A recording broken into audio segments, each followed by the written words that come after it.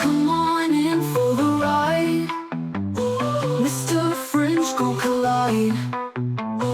Truths and lies intertwine. This is where we draw the line. Come on in for the ride. Mr. Fringe gon' collide. Truths and lies intertwine. This is where we draw the line. Come on in for the ride. Mr. Fringe gon' collide. Truths and lies intertwine. This is where we draw the line.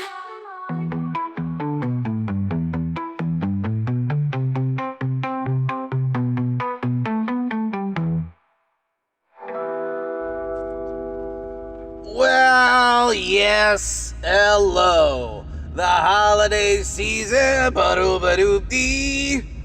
Yep, it is.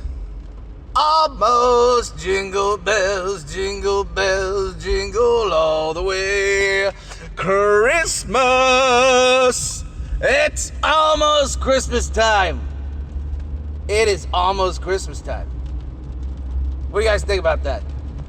You like Christmas? No. That's alright. You know, it's raining, which is so bizarre to me that it's raining. Shouldn't it be walking in a winter wonderland? You know what I mean? No?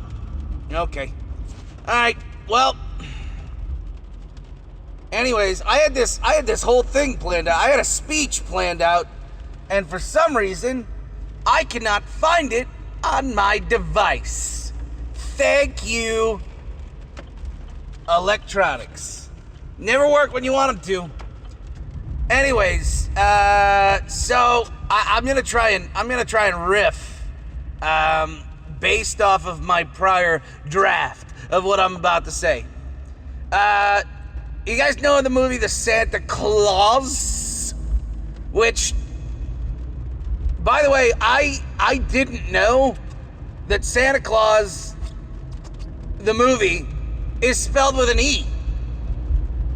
I know that that's like the whole point of the movie. It's the first, it's like one of the,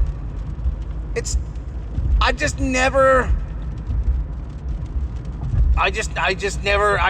put it together.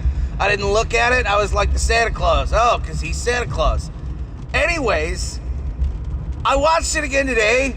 What a fucked up movie. Can I tell you what? It's a horror movie with nice music in the background. It is a horror movie with nice music in the background. If you scored this differently, it would be a horror movie. And I'll tell you why. It's the fucking elves in the movie. Okay, so let me explain this to you. Opening shot, you've got Mr. Calvin, Scott Calvin, like after he does all the work shit. I'm not talking about that. I'm talking about the opening credits. When he's driving his car, there are a bunch of little kids looking into a window front, and there's one girl that turns her head, and she's got elf ears. Okay? And she's looking at his car, and then she decides to walk towards it, or walk at least in the direction that he's going. Why? Did this little bitch think that the Santa Claus that she currently has was gonna fall off a roof and die soon? I think so. Why is this little bitch stalking Scott Calvin? Alright? First point made. Right there. Okay?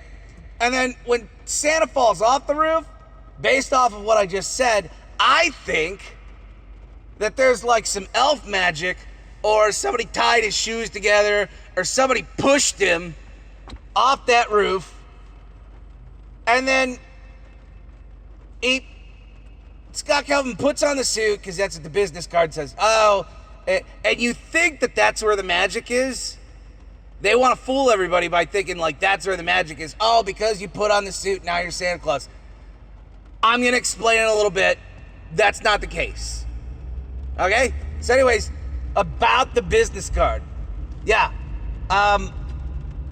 It has that little tiny fine print because they want to trick you into putting on the suit, and then somehow I think that that's got like a tracking device in it or something where they come and pick Mr. Scott Calvin up. Now here's where it gets really dark, is once he's in the North Pole, the most evilest little bitch in the whole movie is this Trudy character. And she gives him some hot cocoa. And she goes, "It's taken me 1,200 years to perfect this recipe. Listen, I don't give a shit what hot cocoa you're making. There's no way that a hot cocoa recipe takes 1,200 years. No way. No way, any way, shape, or form is that happening. I believe that this was genetically engineered hot cocoa, and I'm about to tell you why right now. Okay, so after he comes home, by the way, the only reason they let the kid come with is because the elves know, oh, if we got a kid coming with the dad, he's gonna think it's bomb as shit to go and brag to everybody that his dad is Santa Claus. Well, this man's already been through a divorce, and now everybody thinks he's nuts because his kid's like, oh, I'm Santa, whatever. Well, I'll get into that in a minute. I know, I keep doing that. Anyways, this is the big bombshell. When he goes to the doctor, because he's putting on weight and he's getting, like a white beard or whatever, he asks the doctor, why is this happening to me? And the doctor says, could be hormonal changes or hormonal balance. I believe this little bitch Trudy spiked Scott Calvin's hot cocoa. Why did it take so long to perfect the hot cocoa? It's because it has been genetically engineered to make you gain weight and to make your beard gray and age you.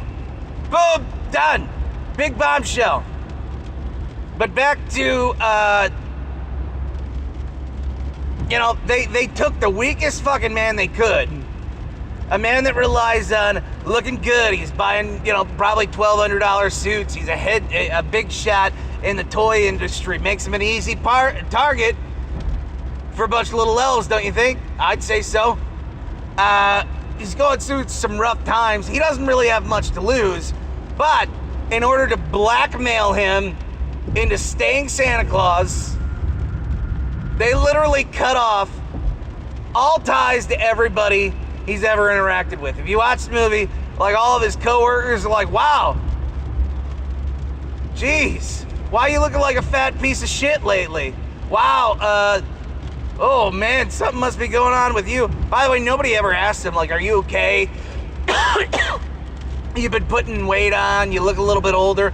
Nobody gives a shit about this man. Nobody's like, hey, wow, maybe, go get some counseling, I don't know, whatever. But they make him seem absolutely freaking nuts, so he has nobody left in his life. And that first trip up to the North Pole, what does Bernard, the head elf, say? He goes, wow, well, you're Santa, you put on the suit. And then that bitch Trudy spiked his drink, fuck with his hormones, make him look all crazy, and he thinks that it's the suit doing it to him. And they're like, wow, do you want to be a fat piece of shit that nobody loves the rest of your life? Or do you want to be a Santa and adored by everybody, including your own kid? Because otherwise you're kind of a loser. You can't cook. Your kid says that his new stepdaddy can cook much better. He doesn't want to stay with Calvin. This man's got nothing going on. This is the... And then,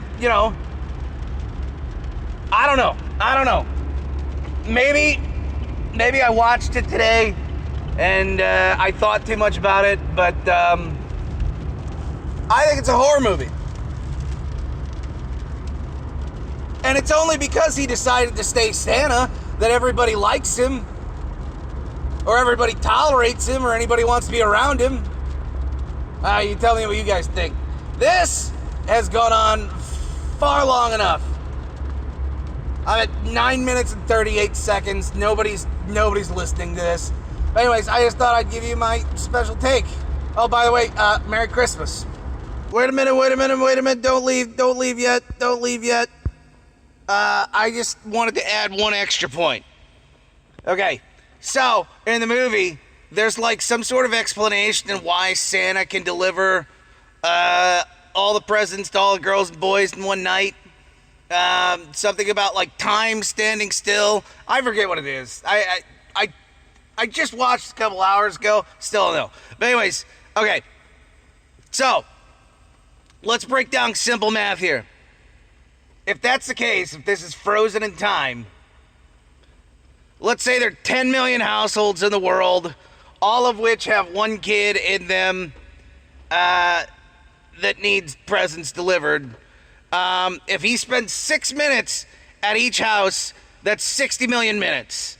60 million minutes divided by 60 for minutes in an hour, that's a million hours. Divide that by 24, which is hours in a day. Divide that by 41,667 days by 365 in a year. That's 114 years. They've cursed this man, blackmailed him into every year spending 114 years delivering presents because time stands still. Holy crap, I don't care if this guy is the biggest douche on the planet, if he cheated on his wife or whatever he did to make her divorce him. Oh my God. What an absolute nightmare that would be for anybody. They've cursed this man for the rest of his life. What did he do to deserve this?